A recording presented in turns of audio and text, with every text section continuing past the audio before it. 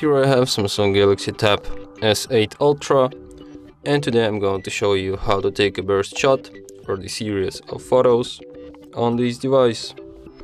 So firstly you have to open camera, tap on the gear icon to access its settings, and here in the swipe shutter button too, you have to select take burst shot, and now by swiping shutter button like this, you can take a burst shot.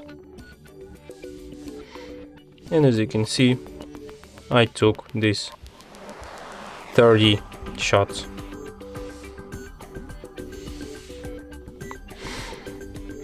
And that's it. Thanks for watching. If you find this tutorial useful, don't forget to hit that like button and subscribe to our channel.